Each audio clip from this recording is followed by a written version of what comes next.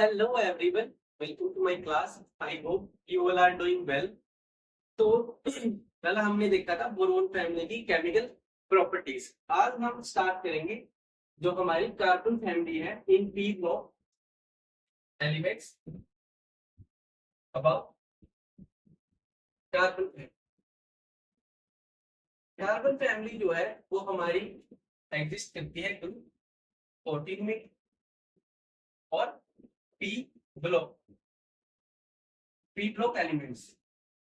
P block elements मतलब जिसका last electron जो है वो पी ऑर्बिटल में एंटर करते हैं। Last electron enter into P orbital.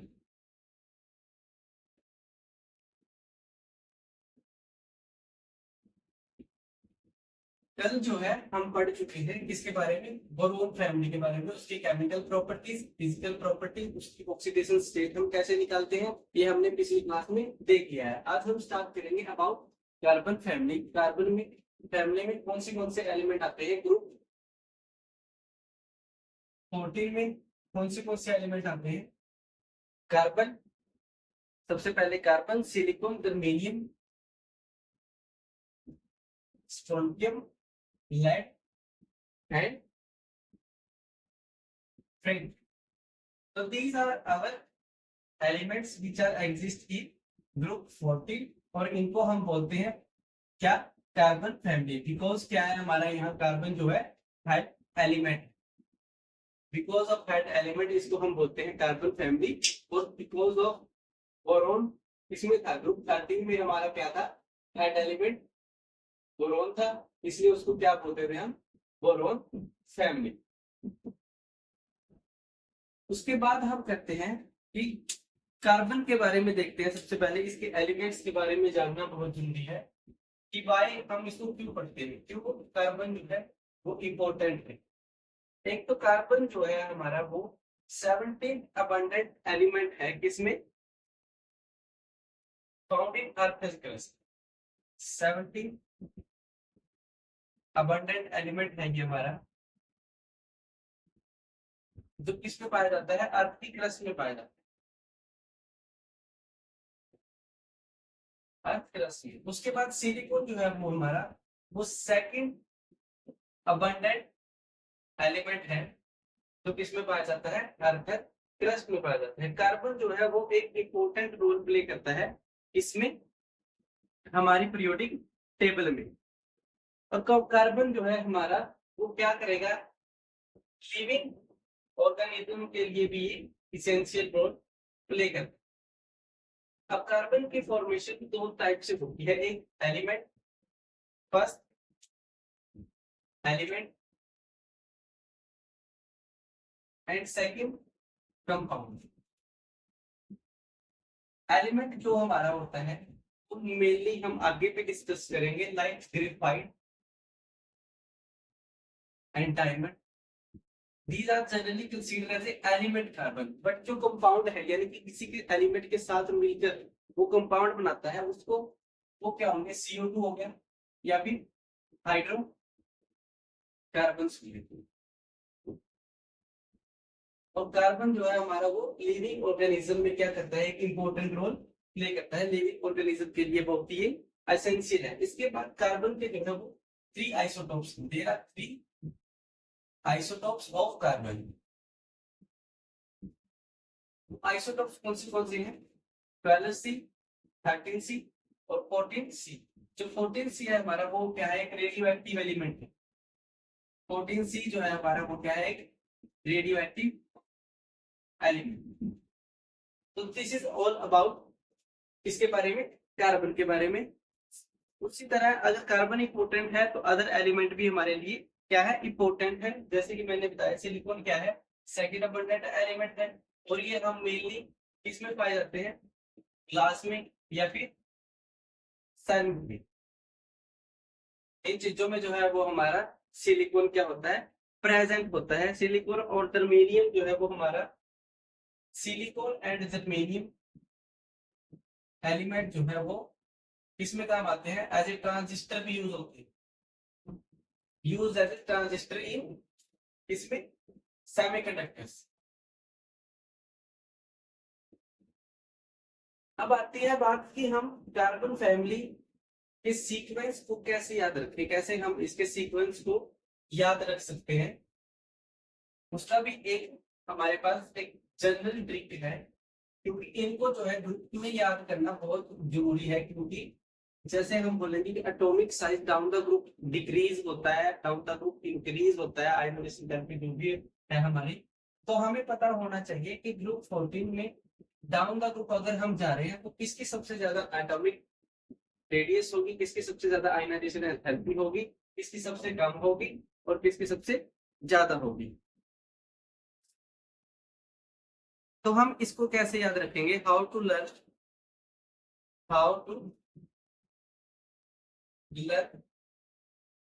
Carbon fact. इसको हम याद रख सकते हैं जैसे कहे सीता जी सुनो प्रभु। कहे सीता जी सुनो प्रभु, कहे सी से क्या हो गया हमारा कार्बन, सिलिकॉन, और ये क्या है हमारा germanium, that is strontium, PP lead और फ्रैंक। उसके बाद क्या है कि हमारा जो लेड होता है, पहले हम उसको एंटी नोकिंग एजेंट की तरह यूज करते थे पेट्रोल में। पहले लेड यूज होता था किसमें, पेट्रोल में। पर आजकल क्या है, पेट्रोल लेड फ्री हम यूज करने लगे हैं, पेट्रोल लेड फ्री भी आने लगा है, लेड फ्री, यानी कि अब पेट्रोल में लेड फ्री लेड जो है नहीं पाया जाता है। देन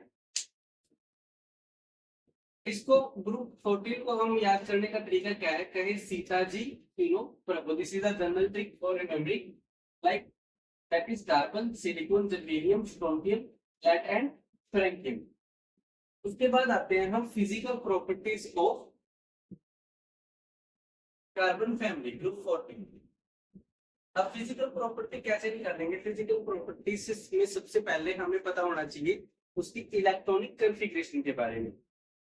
अगर इलेक्ट्रॉनिक कॉन्फ़िगरेशन हमें पता हो गई तो we can find out the their physical properties, उनका नेचर, मेटालिक नेचर, और क्या क्या उसमें एटॉमिक रेडियस, आयनाइजेशन एंथैल्पी कैसे बढ़ेगी कैसे घटेगी, उसके बारे में पता कर सकते हैं। तो हम टॉपिक डिस्कस करते हैं फिजिकल प्रॉपर्टीज ऑफ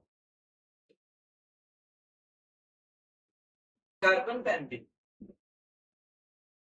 तो फिजिकल प्रॉपर्टी में सबसे पहले हमें पता होना चाहिए किसके बारे में, इलेक्ट्रॉनिक कॉन्फ़िगरेशन के बारे में।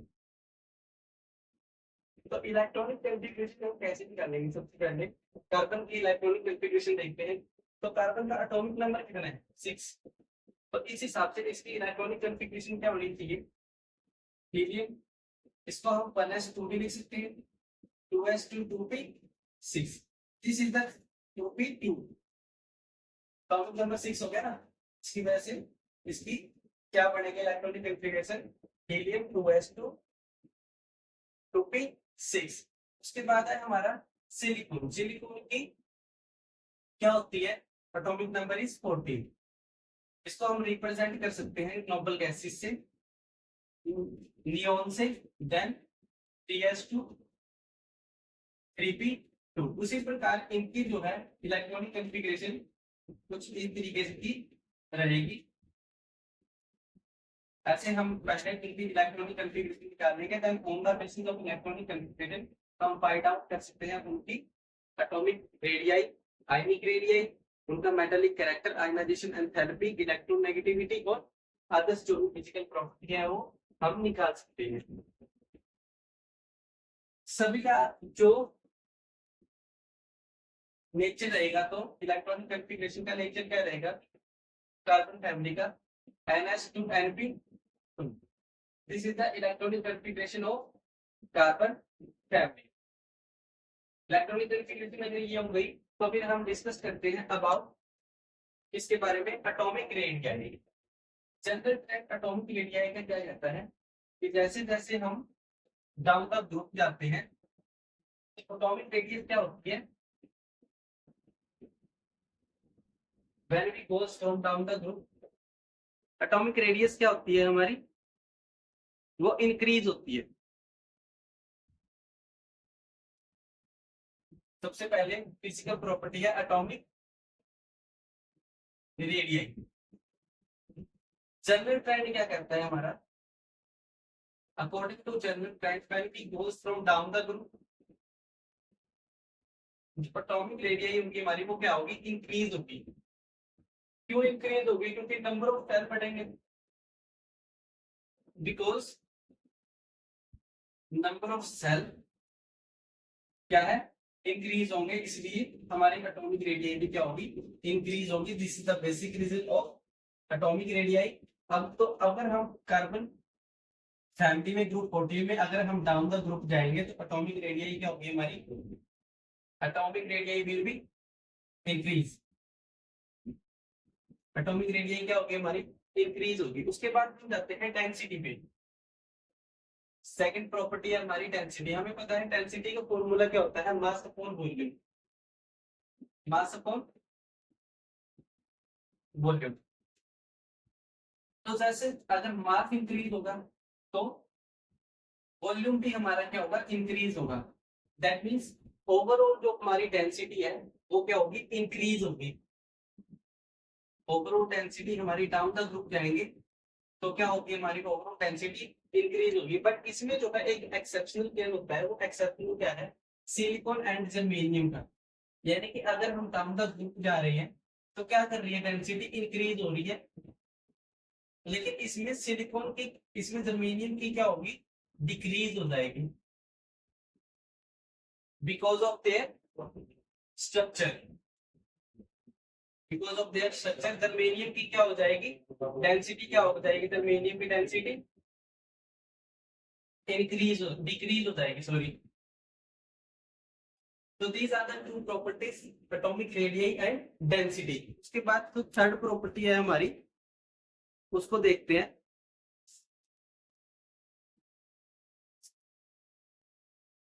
Melting point and boiling point.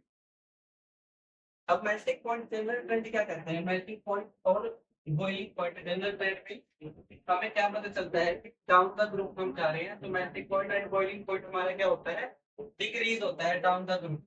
When we goes from the down the group top to bottom, then हमारा मेल्टिंग पॉइंट क्या हो रहा है, डिक्रीज हो रहा है। क्यों हो रहा है, क्योंकि एटॉमिक साइज इंक्रीज होगा। Melting and boiling point when we goes from down the,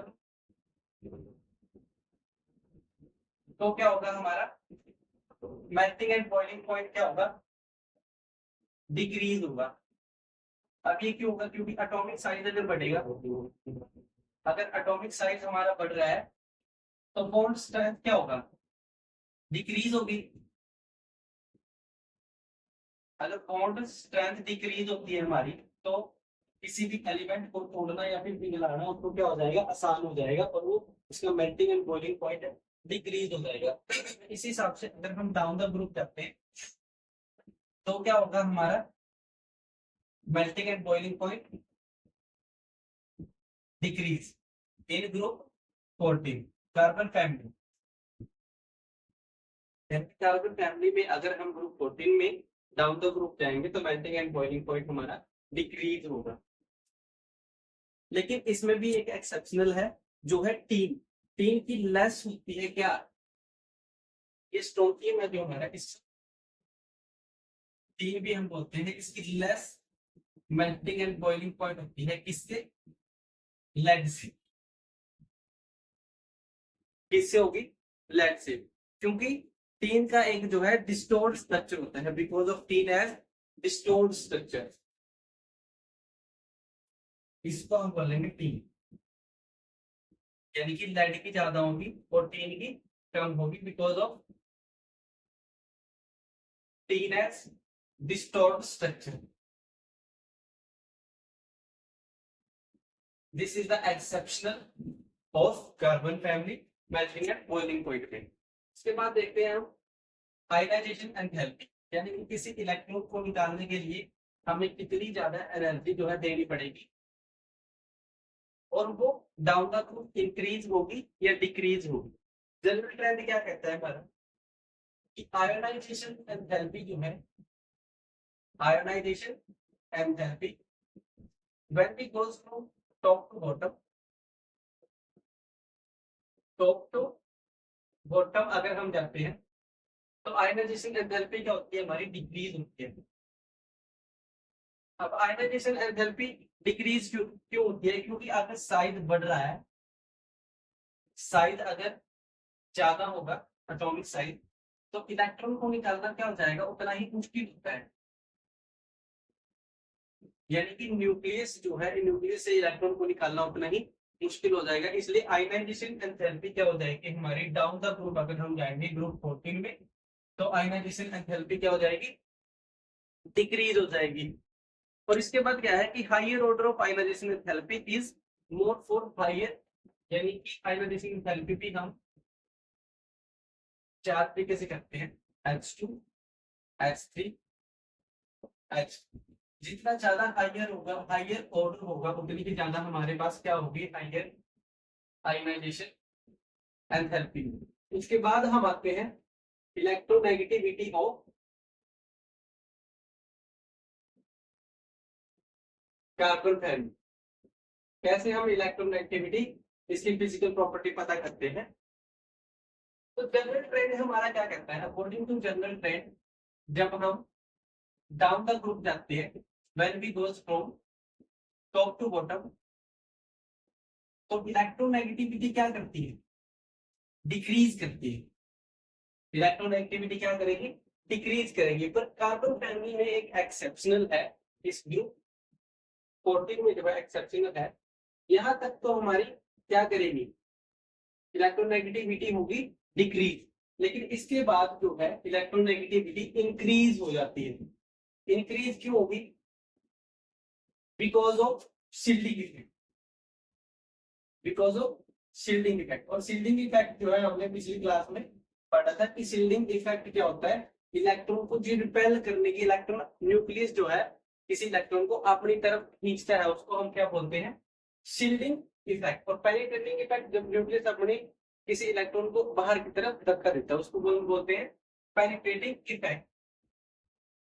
तो यहां तक अगर डिक्रीज होगी तो इसमें इंक्रीज क्यों होगी, जर्मेनियम में, स्ट्रोंटियम में और लेड में इंक्रीज क्यों होंगे, because of shielding effect.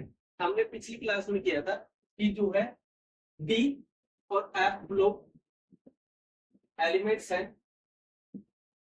D और एफ ब्लॉक की जहां एंट्री हो जाती है, ऑर्बिटल की एंट्री हो जाती है, तो वो क्या होते हैं, पुअर शील्डिंग इफेक्ट। वो क्या होंगे हमारे, पुअर शील्डिंग इफेक्ट। और एस और पी ब्लॉक है जो हमारा, वो क्या होता है,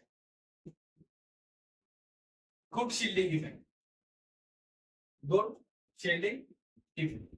दिस इज द रीजन कि अगर हम डाउन द ग्रुप जाते हैं तो जनरल ट्रेंड में तो हमारी इलेक्ट्रोनेगेटिविटी क्या होती है, डिक्रीज होती है। पर जब हम जर्मेनियम की तरफ पहुंचते हैं तो हमारी इलेक्ट्रोनेगेटिविटी क्या होगी, इंक्रीज होगी। इलेक्ट्रोनेगेटिविटी क्या होगी, इंक्रीज। उसके बाद नेक्स्ट जो हमारी फिजिकल प्रॉपर्टी है, melting point, metallic character. General trend, according to general trend, metallic character क्या होता है, डिक्रीज। क्या होता है, डिक्रीज। अब हम देखते हैं metallic character of group 14 carbon family. Metallic character when we goes from top to bottom, तो मेटेलिक कैरेक्टर क्या होता है, डिक्रीज होगा। मेटेलिक कैरेक्टर क्या होगा, डिक्रीज। इसके बाद क्या है कि सिलिकॉन और जर्मेनियम जो है हमारे, वो क्या है, मेटलॉइड्स। सिलिकॉन और जर्मेनियम क्या है हमारे, मेटलॉइड्स। और मेटलॉइड्स से ऊपर बड़े जो होते हैं वो होते हैं हमारे पास नॉन मेटल, और मेटलॉइड से नीचे जो होते हैं वो हमारे होते हैं मेटल्स।